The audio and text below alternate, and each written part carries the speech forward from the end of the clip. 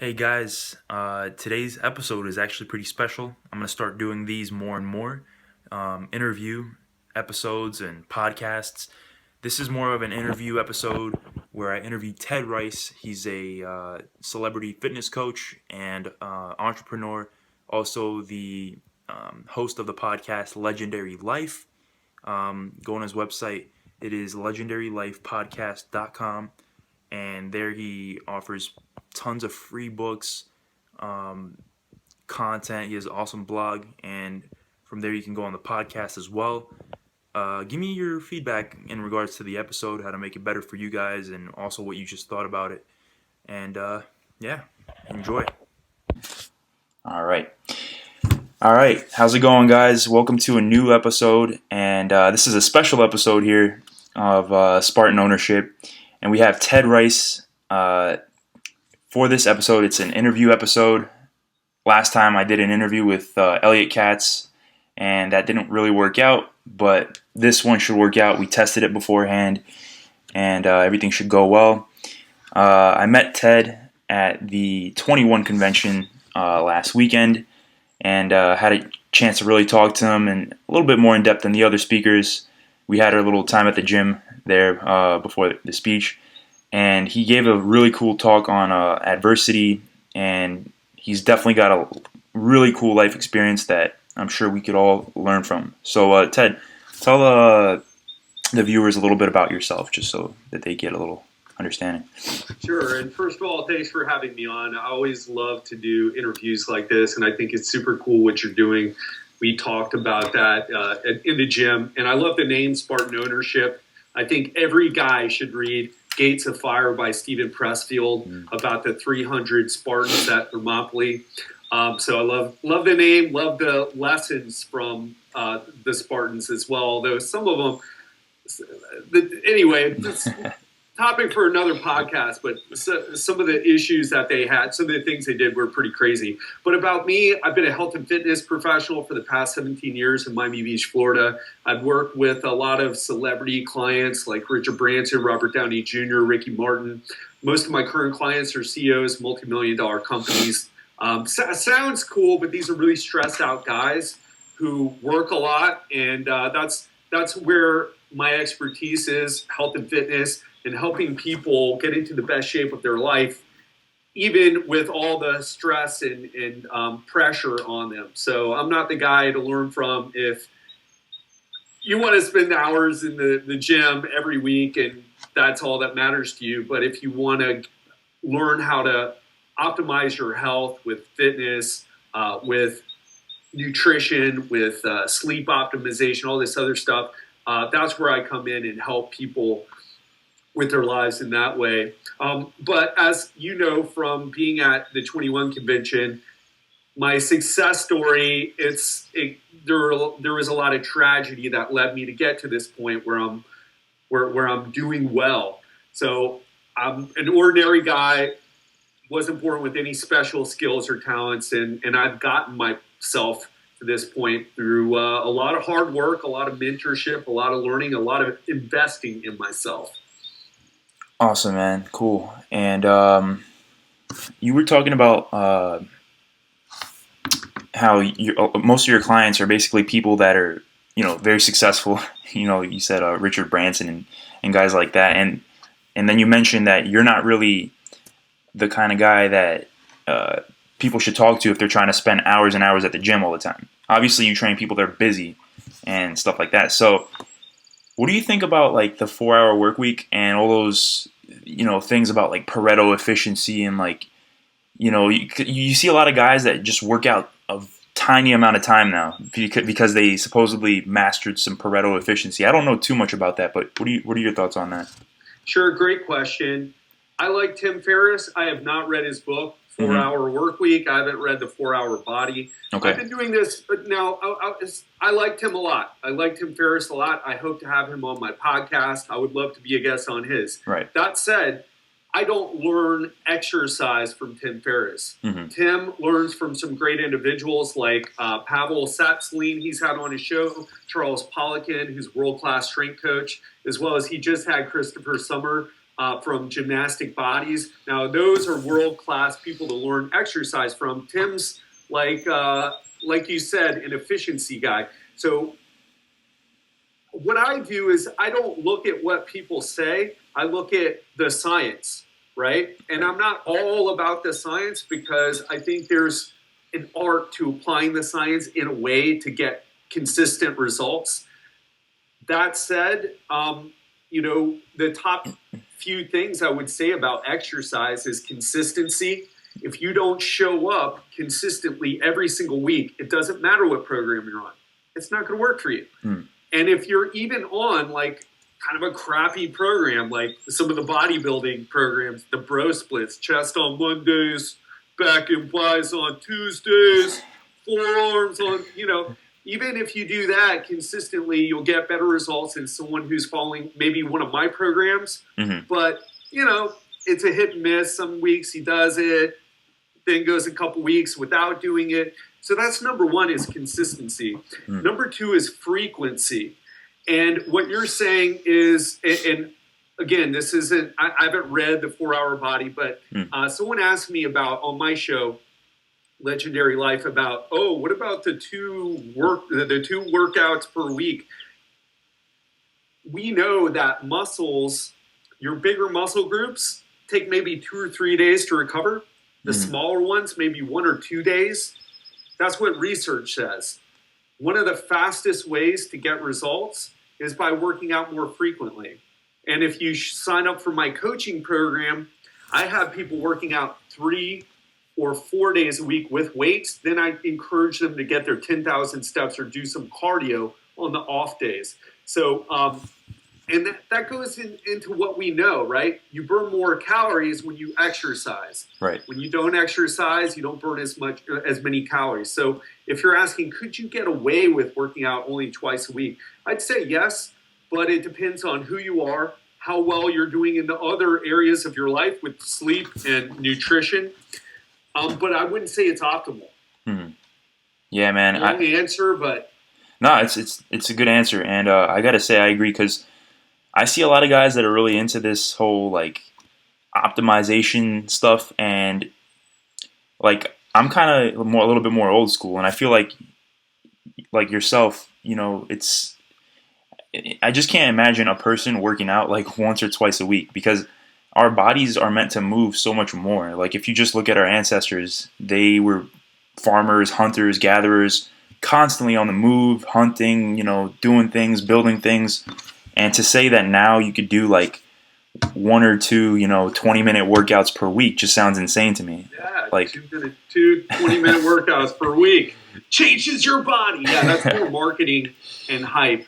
Exactly. It's like Tim Ferriss actually, Hey, let me interject for a second. Sure. Tim is now on the Gymnastic Bodies program with Christopher Summer. Now, I don't know if he's continuing to do that. And Christopher has a very different, it's a higher frequency approach. Right. So he may not even be doing that program. I don't know. Sure. You would have to ask him, but something to consider. Great episode, by the way. I've had Christopher Summer on my show as well. Okay. And he's a former U.S. national gymnastics coach. Right. And so he has a very different perspective on fitness. He's not trying to get buff in the gym, bro.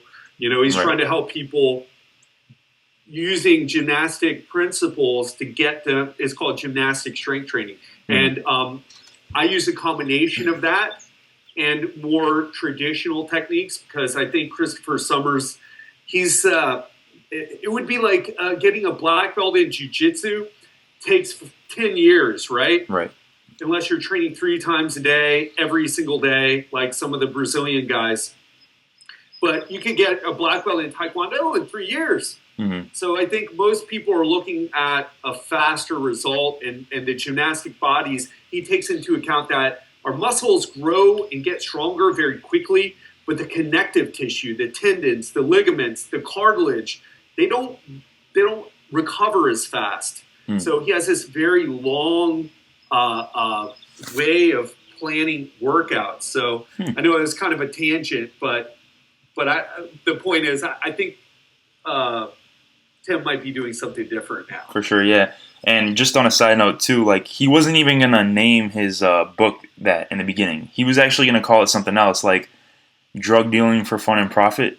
And then Okay. he split tested the name 4 Hour Work Week, and turns out, or 4 Hour Body, and it turns out that that was the one that most people thought was interesting. So that just goes to show you too that the whole concept that he's talking about, it wasn't even necessarily on that, like founded on that premise of tiny little workouts, you know. So I bet Sure. yeah, like you said, He's I a bet great marketer, yeah, he's no doubt. definitely a great marketer for sure, for sure. Because so many people want the quick fix, and that's something else I kind of wanted to mention to you is that, and what are your thoughts on this? Is that people nowadays are just so used to having things done on the spot. I mean, if you look at it for health, you know, you don't have to go hunt for your food anymore. You could just call a number, have it delivered. If you look at your wealth, you know, you could. It's not really a good example for wealth, but it's just that anything you want, really, entertainment, instant gratification, is so readily available now that I think people are conditioning their minds to not have to really put in the work to achieve things and attain them. And I just wanted to know, what are your thoughts on instant gratification versus delayed gratification? And when do you think it's okay to give in for some? And when do you think you should spartan up, you know, so to speak, and delay your gratification? Yeah. With regards to life in general or exercise specifically, or Yeah, I guess for like exercise and for like I'll give you an example. Like I'm pretty you know, Spartan with myself. Obviously, the name Spartan Ownership, and like I won't eat junk food more than once a week, usually. So I'll have like once a week. That's it. And if I don't, then I have to like do 200 push-ups. Like I have this accountability system set up, and you know, other things too. Like I wouldn't watch like Netflix early in the morning, for example. I would probably do it at night after I'm done with everything. So I always try to delay my gratification unless I have to. I mean, unless it's like a weekend and I have a bunch of time. But usually I just try Mhm. to get something hard done first, like so that kind of stuff, you know. So it could be health, Sure. yeah, Yeah, and let's take exercise and use it as an for example. sure. Well, I'll tell you, I mentioned Brazilian Jiu Jitsu. I have a brown belt in Brazilian Jiu Jitsu. Awesome. It took me forever to get that, and it's because they don't hand them out like they do in karate schools or taekwondo schools. You have to really earn it. And I'm an impatient guy. Hmm. I live in the same modern world that everyone else lives in. However, I understand that there are ways to get what I want. For example, I want to increase my range of motion, which is probably not, if you're in your 20s and you're watching this, you're probably, range of motion, bro. It's probably not something you're considering. However, I've had a lot of injuries. I have 3 herniated discs in my neck. You know, I have some injuries in my knees, some injuries in other places. So I needed to increase my range of motion. I can't push it any faster than my body will let me, or I get re-injured. Hmm. Also, with strength training, I got. I didn't get. I mostly got injured from doing sports. I was competitive in Brazilian Jiu-Jitsu, and I trained way too much. And martial arts in general has this train hard, not smart philosophy. You know, even though most of them don't recognize it. But I did pull a lot of muscles. I did get unnecessarily injured and hit plateaus when I was trying to do my strength training because I was so impatient. I wanted to be strong now. I don't want to wait till tomorrow. I want to be strong now. I want to be bigger now. So what I'll do, I'll push myself harder in the gym. And I did that for a long time. I've been in a fitness professional for 17 years, but I started lifting when I was 12. And most of the time that I've been lifting has been gotten me terrible results, actually, right? And it wasn't until, I don't know, maybe 10 years ago, 12 years ago, 13 years ago, until a couple years into being a personal trainer where I was like, you know what? I've got to be more systematic. I've got to have a long-term focus. And with exercise in particular, when you get injured from exercise, all your gains disappear as you stop and recover, or that injury turns into a chronic injury. That's one area where you really need to delay gratification. You really need to, when people come to me, especially, I get guys in their 40s, 50s, not so much 60s, but I do have some clients in their 60s as well. I tell them, listen, you want to change your body? Look at 6 months from now. Look at a year from now. That's not what they tell you on infomercials. They say 60 days, 30 days, 90 days. And the reason is they're selling a product that you buy. So let's say you don't get results, whatever. You could send the product back. I'm sure some people do, although a lot of people probably won't. I sell results. And if I don't get them, people stop training with me. So that's what I tell people, because that is what I've seen in my experience. It takes years, especially you're a skinny guy and you want to deadlift 500 pounds, or you want to do a muscle up. That's going to take a long time to develop all the strength, all the conditioning, not just of your muscles, but connective tissue as well, to where you can do that without getting hurt. And the whole thing about getting hurt, I'll go back to it again, is as soon as you get a few injuries, you start to realize you pushed hard, and that's great, but as soon as you get injured, it sets you way back. And then you get depressed because you're like, oh man, I was doing so well, I was killing it in the gym. And now you start to feel flat. You're like, oh, I don't feel that pump. I feel depressed because I can't work out. Right. And there's a way to get results and not feel that way and not run into those things. And that's why it's important to delay gratification in terms of exercise. Also, I think in business as well, it's really important.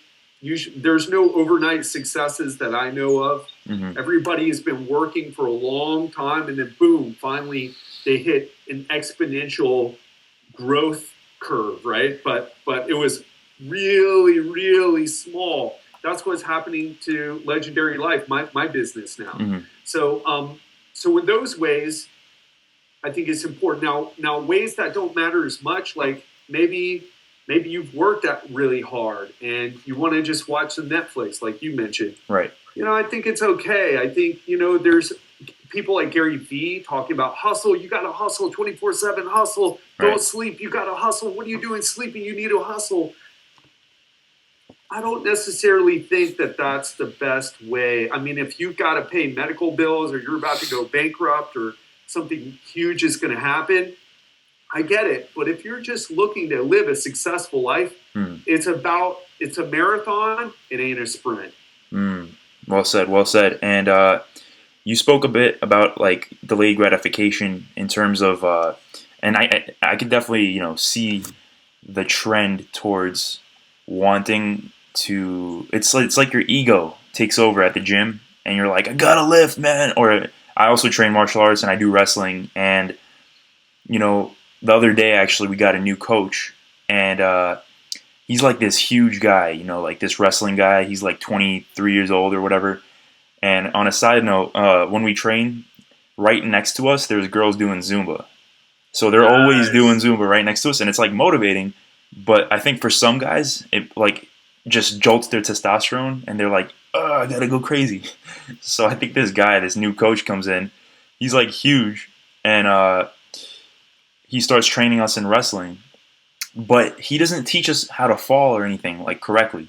So he starts like taking us and demonstrating moves, but every time he throws us, he just, we just fall like really badly. And sure, you don't know how to break your falls. Yeah, but he doesn't teach us how to break our falls in those situations. So part of me was like, who cares, man? Just deal with it, fall, get back up quick, whatever. But I found myself taking a minute or two after the class and telling him like, hey man,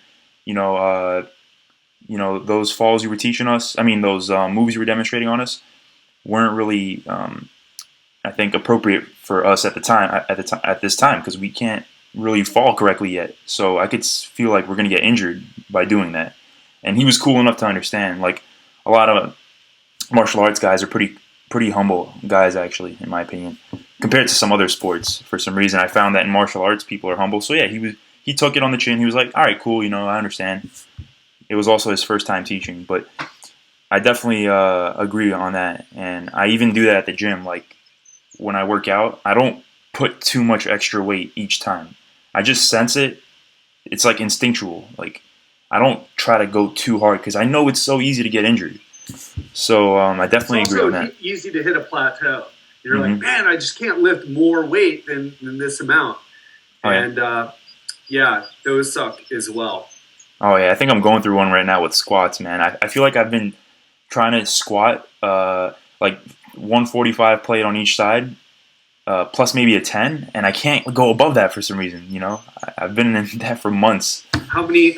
Okay, so you're squatting 155 on the bar. Yeah. And how many sets and how many reps can you do with 155? Usually I can do like 5x5. Okay, five sets of 5 reps. Yeah. Okay, here's what I want you to do. You're going to back off for 1 month and do, let's say, 4 sets of 12. Mm-hmm. And then you're going to come back in a month and you're going to try it again. By the way, I don't like 5 sets of 5. Okay. I'll tell you why. There's no progression. Hmm.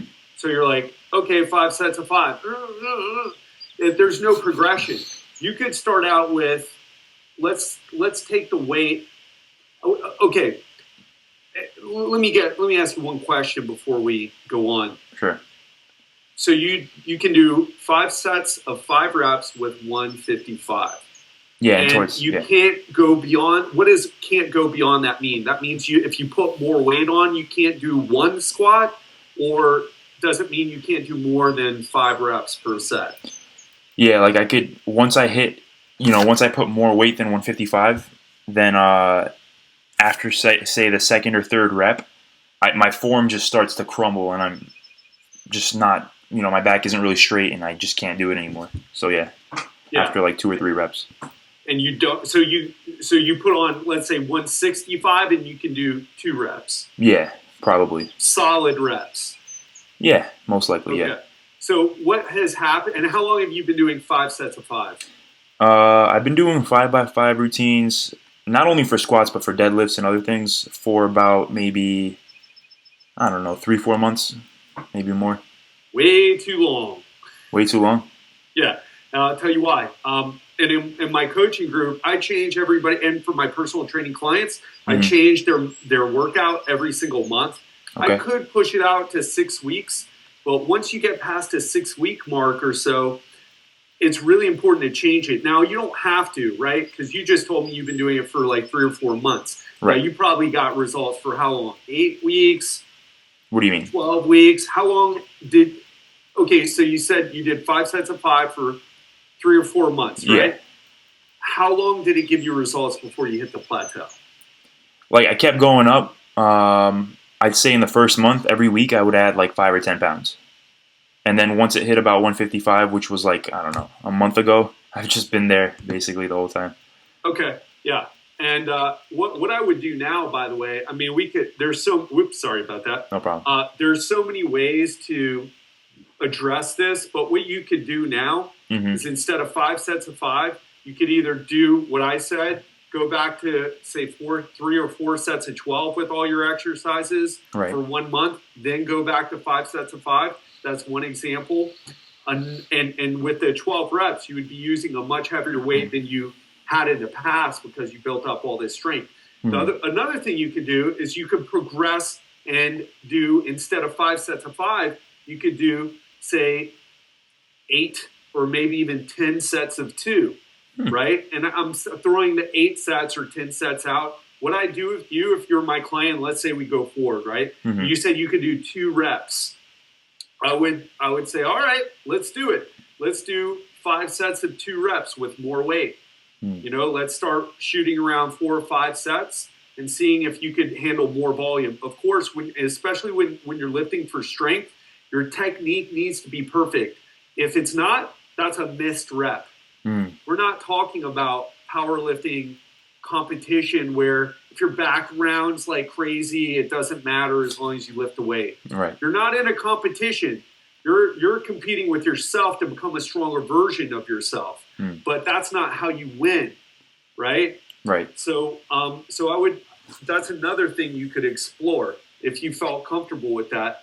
Do 5 sets of 2 with heavier weight. Now, eventually you'll have to come back from that. And then because you don't want to lift heavy all the time. It's too stressful on the tissues. You also don't want to do the same exercise all the time. Now, other people disagree with this or might disagree with this, especially powerlifters who do the same thing all the time. But there's something called repetitive stress. People who type all the time get carpal tunnel. Now, in part, it's mostly that they're out of shape. But the other part of that is that they do the same thing all the time, the same exercise, right? Which is typing all the time.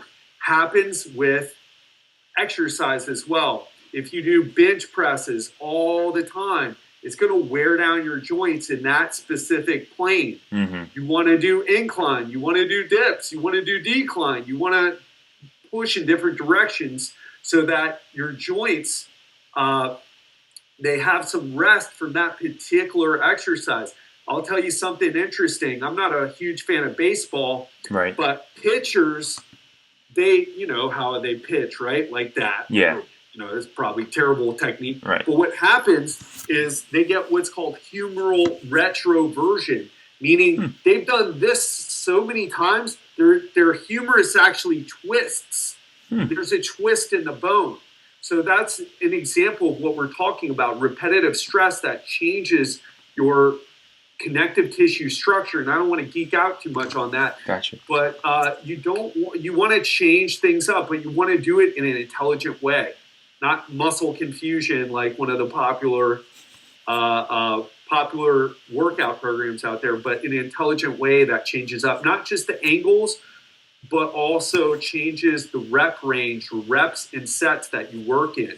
That has to do with something that I'm sure you don't want to talk about here because it's a long discussion, but energy systems. Just one more thing on this. A lot of people will ask, I wrote a program for someone. Right. And let's say, I don't remember exactly what it was, but let's say 4 sets of 12, and then it was like 3 sets of 8 was the next month, but the same exercises. You know what they told me, Max? What they say? It's the same program. It's the same program. And what they meant was, it was the same. Can you hear that? It's okay. It's really barely audible. So okay, cool. So it might get a little bit louder. So it's okay. All right. Sorry. It's so anyway. So what they meant was the exercises stayed the same. And what people don't realize is that it's more important to change the sets and the reps and the weight, right? Because if you do 4 sets of 12 versus 3 sets of 8, you're going to be using heavier weight to push yourself to 8. Right. That's more important than changing the exercise. Now, I hope that's a huge epiphany for everybody listening, because that's why you got such great results with 5x5. You're like, whoa, I'm getting stronger. Because you stopped doing the bro rep range of 3 sets of 10 or 3 sets of 12, right? It's more important to change that than it is to change the exercise. Okay, when it comes to, why? Because it looks like this. It's the same exercise in terms of biomechanics. The muscles that are working, the joints that are working, the plane of motion that's working. But what's different is the physiology, how it affects your muscles. And we know that's putting more weight is something that drives muscle growth and strength, in particular strength. Definitely, man. Cool. So I'm definitely gonna, after this talk, I'm gonna change up some stuff in my notebook and hit the gym. Hopefully it's open, even though it's the 4th of July. Yeah, go 5 sets of 2, or maybe you can. When I say like, oh, I don't know, 5 sets or 10 sets, because people are different. You know, 10 sets of 2 might be way too much. But start with maybe 5 sets of 2 reps and just keep going, keep doing sets as long as you feel like you can get strict reps. Right. Okay. And I can even tell you a whole nother way to really get strong fast. But I don't know if you want to go there. I mean, you could briefly touch up on it because I do have another question after this that is, I think, key for this talk too. So, but, okay, yeah. well, and I learned this from Louis Simmons, right? Who is the powerlifting guru of Westside Barbell. Okay. And what you would do is now this involves a lot of risk. Mm-hmm. And if you're not an experienced lifter, you don't know the proper technique, and you don't know, like, okay, I did this set and all the reps were good, but I know if I try another set, it's going to be too much. Otherwise, you're going to injure yourself, and I'm not going to take responsibility. For sure. But what you can do, what he has you do in one of his programs is you start with 3 reps. Let's say you put on, 25s on each side. Let's use you as an example. 25s on each side, 3 reps. Now you put 35s on each side, 3 reps. Now you put 45s on each side, 3 reps. Then you go to 155, right? Which you said you could do 5 times. Yeah. You do 3 reps, and then you start adding a little bit of weight now. Let's add just 5s on each side. Right. See if you can do 3, and you work until you hit your max for 3 reps. And of course, good clean reps, no straining or anything like that. And if you wanted to take that further, and this is how I jacked up my deadlift to 345, which isn't really a lot of weight, but I'm not someone who's looking at lifting a lot of weight. Right. Then once you hit your 3 rep max, then you just try to do singles. Put on maybe 2.5s, do a single. Put on another another couple 2.5s, do a single. And if you do that once a week for your squat exercise, once a week for your deadlift, and by the way, squats is very dangerous. If you get down at the bottom and you don't have a spotter, or you're not in the power rack to put the weight on the bars, yeah, you're going to be in a lot of trouble. So this is better with the deadlift or with a spotter on the bench press or squat. For sure.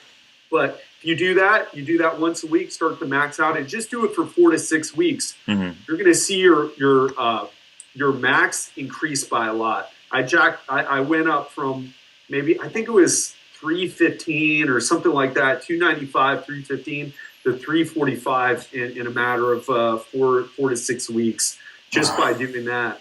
But that's purely for strength. And by the way, one of the reasons why I stopped doing it is 2 reasons, actually. Number one is I was spending so much time, because you spend 15, 20 minutes to max out, right? Yeah. From warm up to the max out. I was like shrinking a little bit because I wasn't doing my muscle building, my hypertrophy work. I was like, all right, so I'm strong, but I don't look it. I like a combination of being strong, looking strong, and also having like athleticism as well. That's my style of exercise. And also I started feeling like my back was getting, like, that's a lot of weight to do, right? That's a huge amount of weight to go up in a short period of time for me, right? Because 30 pounds or whatever in a month is a lot of weight. And I already have injuries. So I was like, I'm starting to feel my back. So things to keep in mind. Definitely, What's your follow-up question? Well, I wanted to, like, before we started recording, we spoke a little bit about like the manosphere and everything, and I know that you're not huge into that, although you were a little bit before. But nevertheless, I gotta ask the question from your perspective, and you actually said it yourself that it would be an interesting angle to touch on what it means to be a man, and you had an interesting perspective in combination to health when it came to that. That I think that a lot of guys would definitely benefit from hearing. Sure, and what we were talking about was a lot of guys struggle with what it means to be a man these days, because gender roles have changed, our culture, our society has changed, and well, I think it's good to ask yourself that, and it's definitely good to learn about it. What I think is more fundamental and what's missing greatly from so many young guys' lives is asking yourself, what does it mean to be a man physiologically? Because everybody's like, what does it mean to be a man? Let's philosophize. Okay, cool, important. Well, how about what does it mean to be a man physiologically? Because it's those things that we're actually in the womb. We start out as a female, and then we grow into a male because we're like bathed in these male hormones, and we have receptors for these male hormones that causes us to develop into a male, right? And so, and I know that's kind of funky, but testosterone levels. So, and to make it more basic, guys are asking themselves, what it means to be a man, but they're overweight, they don't exercise, they stay up too late at night, they eat crap food, nutrient poor food, usually with a lot of calories and very few nutrients. And then they wonder why they feel less manly, right? And just to break that down a little bit, we know that the more fat you have on your body, the more your testosterone is going to tend to be converted into estrogen, because in your fat you have this enzyme. It's called aromatase, and for some reason, we need estrogen as men, just as women need testosterone as women, right? Or else they're not 100% either. But the more fat we get, the more activity happens with this aromatase, and more likely we'll convert the testosterone, the great testosterone, into estrogen. And high estrogen for men is not good at all. That's not physiologically what we're designed to have. And I'm no endocrinologist or hormone expert, but I'm just giving you an example, right? Because there's all other things like sex hormone binding globulin and all this other stuff that I probably shouldn't be talking about too much, right? Because it's not my expertise. But that's an example. We know that. How do you raise your testosterone? Keep yourself lean, not six-pack lean, right? Keep yourself lean. It's nice to be able to see your six-pack, your abs, but keep yourself lean. Make sure you get good quality sleep. Make sure you get enough sleep. Something that I'm huge into, because when I was in my 20s, I'm 39 now, but in my 20s, I was like, I'm crushing myself hard with exercise. What are the magic supplements I need to take to really ramp things up? And what I tell people now is there's no exercise you can do, no diet you can follow, no supplement you can take that can make up for good quality sleep. If you're not sleeping enough, if you're not having good quality sleep, you're not going to have optimal levels of testosterone, most likely.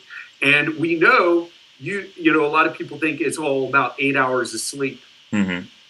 So I can go to bed at 10 p.m. and then wake up at 6 in the morning, or I could go to bed at 4 in the morning and sleep until noon.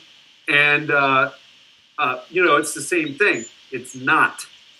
We are programmed through evolution, through our genes, to be part of the light-dark cycle of your geographical area. And that's why you get jet lag. And everybody knows that. Like, oh, I feel so jet lagged. I flew across the world or flew, to a different part of the country where there was a 3-hour difference or a 6-hour difference. Well, why do you feel that way? Why can't you just go to bed at night? Just like, because your body would adapt immediately to this new area. No, your body knows what time it is. And it's based on the light and dark cycles. And there's no way to get around it.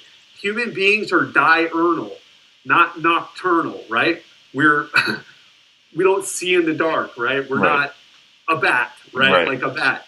And you just can't violate those rules without consequences. Another thing with nutrition, if you're not getting good quality protein, if you're not eating enough vegetables, if you're not getting fruits in your diet as well, if you're you're not insulin resistant, you're not going to get those important micronutrients that you need from the vegetables and the fruit, like magnesium, selenium, zinc, Right. all those good things. And speaking of protein, you said good quality protein. Sure. Just to add in, what are your thoughts on like grass-fed beef or whatever versus like regular all that stuff? Like, do you think that has any validity? Yeah, that's such a great question. And I would opt, I love the whole what's called the ancestral health perspective, Right. which is like, well, grass-fed beef, because cows were designed to eat grass. They have 4 stomachs. They're ruminants. They've got specific bacteria to digest the cellulose in the grass. Yeah. Blah, blah, blah, blah, blah. Right? Yeah. Not corn and soybeans like they're fed. Right. I would go that route, Mm-hmm. but it's not something I would go crazy about. I would, like I don't, all my grass-fed, all my beef isn't grass-fed. Right. I do it as much as I can. Right. But, is there a difference? I don't know if people can answer that question with 100% confidence Right. yet, 100% certainty. Like, it's definitely has a better fat profile, but the question is, how does that really matter to my body? Is it really making a difference to my body? What I think is more important, and that has another parallel to it, which is, what about all the Organic and stuff. environmental toxins, right? Because should you have organic food? Yeah. I think I would go in that route. But if you can't afford it, like I don't eat all organic vegetables or meat. Right. I do what I can. And I think that focusing on the basics is more important than those. Although it's a good question, what I feel now is it's more important to focus on the basics, Right. because you'll have people ranting and raving about environmental toxins because they were up till 3 a.m. on the YouTube, on the Facebook, on doing research on blogs, and they're killing themselves. I think sleep is more important than the environmental toxin issue. Oh, wow. I think it's also more important to have whole foods, right? That's more important. Now, if you can't afford it, go for it, I say. But if you can't, whole foods, focus on water, focus on getting the basics. Not enough people, they all argue about this stuff, and they're not even doing the basics. Focus on the basics first. Whole food diet, paleo, Mediterranean, whatever, whole foods. Just focus on whole foods.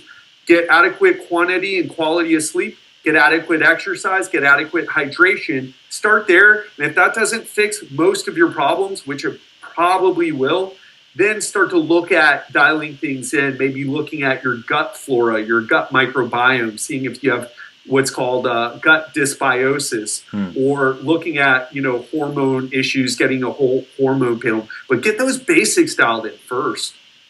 Awesome, man. 100%. I gotta admit, I used to kind of be like one of those guys that used to rant about it, like organic and everything. But now that I just see a lot of people that do take care of the basics, and I look at them and I'm like, these guys are actually really healthy, and they look good, and it seems like they got their testosterone levels, on point, and they're not eating all organic. It's like, it's funny, but if you look at like jails, for example, right, like prisons, like you see guys in prisons and they're just humongous, muscular, just crazy looking dudes, probably teeming with testosterone. And just on a side note, I think that the testosterone they get in prisons is also due to the stress and like the environment. It probably induces testosterone a little bit. But those guys are getting fed obviously not organic food. They're getting cafeteria crap from like full of like what do you call those, preservatives or preservatives and right, additives and preservatives. But you look at them and they look freaking manly and they're strong looking dudes. So I think but the thing about prison is that they all go to sleep at the same time. they have to get their exercise. That's the only thing you could do there, really. And so they get the exercise, they get the sleep. They don't get the best food, but they're still pretty much healthier than most people, actually. So it just goes to show that you don't need organic food per se, as long as you take care of like the basics, like you were saying. So that leads me to ask you. Speaking of like tough environments, we're not talking about prison here, but just a segue. I guess that was kind of a bad segue, but your story was pretty full of adversity, like you mentioned a little bit in the beginning of the interview, and I feel like a lot of guys nowadays, and this is a question about coping, really, is everybody goes through a certain degree of stress in life. We all have our problems. We all have our little things that make us uncomfortable throughout the day. Some more than others. I would argue that for you, it was more than for other people. And everybody copes with their stress in a different way. Like some people might, and I think that the most common thing is to eat. Because food and sex, I think, are the most dopamine driving things. So I think a lot of people feel a little bit of discomfort. They go through it, and then as soon as they can, they drive home. They go through the Dunkin' Donuts drive-thru and get a nice squishy frosted flake donut, whatever the heck they get. But what do you think are like better ways of coping with stress? Like once you've already felt it, what is the best way in your experience to deal with that feeling like of discomfort that comes with adversity? Yeah, and in case you're watching, you're wondering what Mac's talking about. I lost my mother died in a car accident when I was 14. My little brother was kidnapped and murdered when I was 19. My sister committed suicide, in 2012. And so I know what stress, what tragedy feels like. And in case you're listening to that and you're like, well, I've never been through any of that. I'm just, my girlfriend broke up with me and I was really messed up about it. Or my parents are having a divorce. Or, I'm really, my work, I don't know what to do with my life. I just got out of school and, our bodies, now there are certain intensities to stress. But it is, like you said, you used a great word, which is stress. Instead of talking about certain specific events, we all encounter stress. And there are some people who've never had maybe a tragedy happen, but they're stressed at work and they do the same thing that you're talking about, right? Food, sex, video games, Facebook, whatever. And I loved how you talked about neurochemistry, because I don't think enough people realize that we're this kind of chemical soup and we respond to certain things in very predictable ways. And we tend to go for the same things, right? And the first thing I would say to finally get around to answer your question is looking at how can you reduce the amount of stress? And we know what reduces stress. Spending time with your family, spending time with positive people in your life. I shouldn't necessarily say your family because some people aren't going to have very positive family members around, but spending time with people you love, you care about, and who support you, who lift you up. Like I didn't feel stressed at all in the 21 convention. It was such an amazing event, meeting you and all the other amazing people here.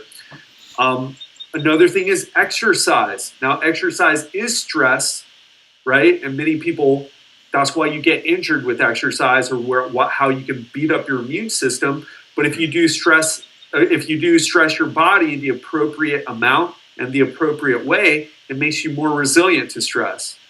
That's what I do. That's what I talked about. Like, master your health was the number one way I dealt with all those tragedies, because I could be feeling terrible thinking about what had happened to my brother or thinking about my sister. I go hit a workout and I feel different. And it's not because anything changed outside of me. It was all internal. And it has to do with what you're talking about, with the brain chemistry. We don't even need to know all the details. All we need to know is it's a way of taking control of your body in a way that's health producing, that makes you more resilient and stronger, as opposed to playing video games for hours, which I love video games. I've been playing them. I haven't been playing them recently, but I'm really looking forward to all the virtual reality stuff that's coming out. Or eating junk food. Mm-hmm. You know, and when it comes down to it, those are just habits, right? We all have habits of dealing with stress. It's just some of us have better or more health-producing habits or more positive habits.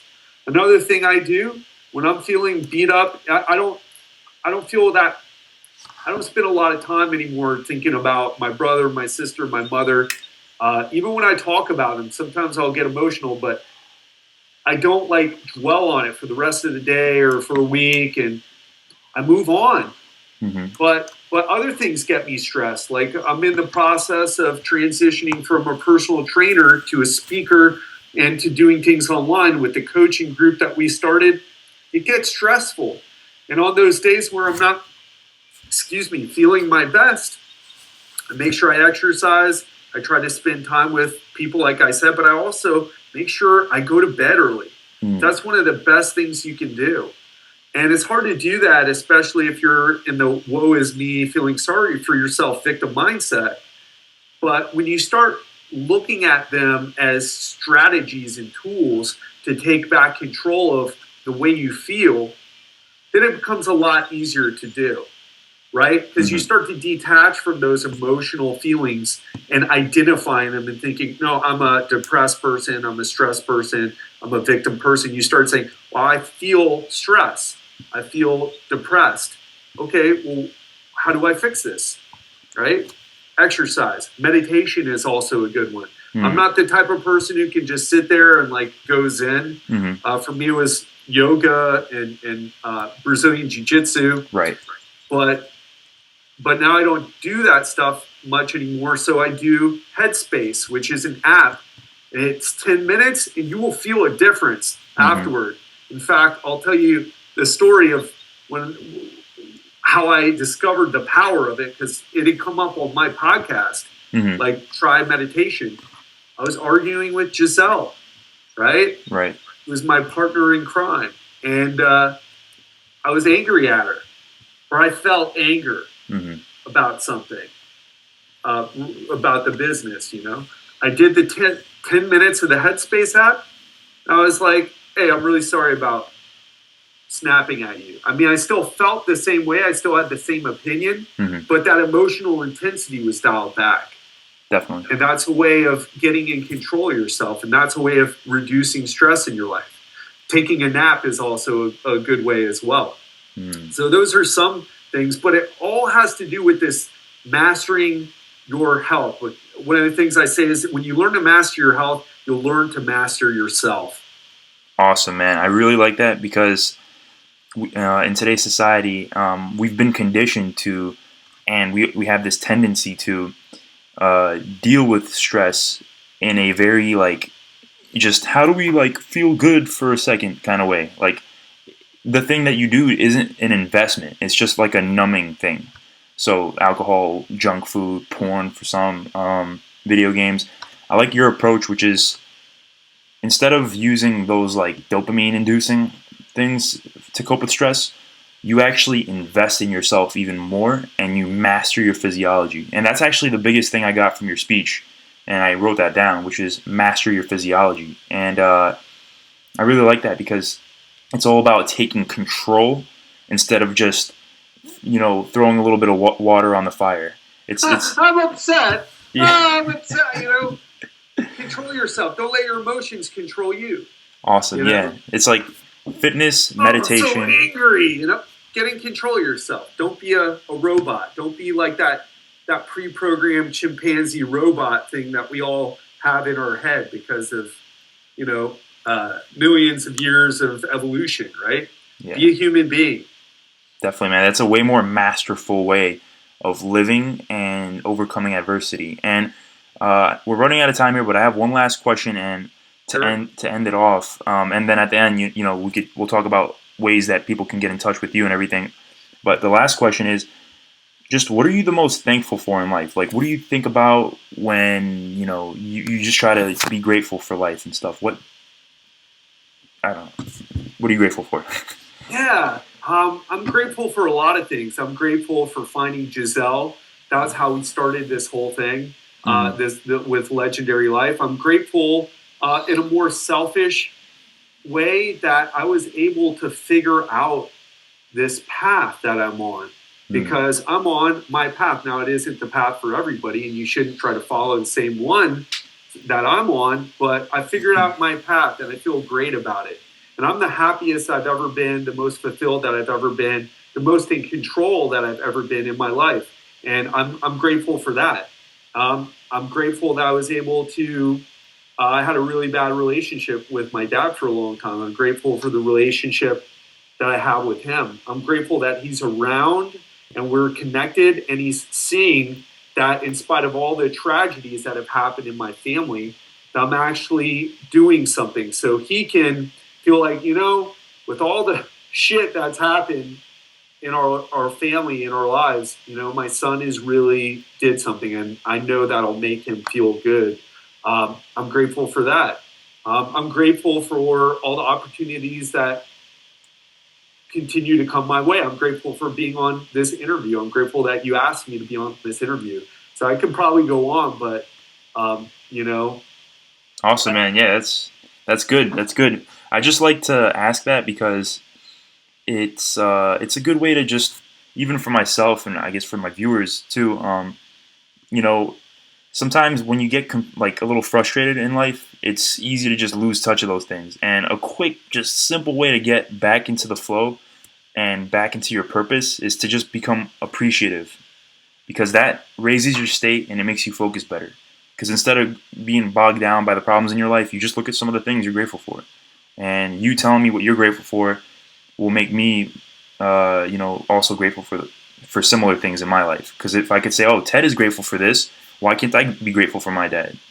So really, it helps with this with my state. And so awesome interview, man. And how can people get in touch with you? Like, where can they go to see your podcast, your videos, your site? Even for some guys that want to get some training, because I know we have some guys in Florida. You're in Florida, right? Miami Beach. Miami Beach. I know there's a few guys around there. I'm sure there's some entrepreneur type guys. Not all my viewers are young guys. So how can people get in touch with your content and yourself? Yeah, legendarylifepodcast.com is the best way to get in touch with me. And I know we talked a lot about various topics, but I really focus on that mastering your health. And if you're interested in mastering your health, I highly recommend that you check out my show. I don't talk about dating or, the manosphere or any of that. I talk about how to master yourself through mastering your health.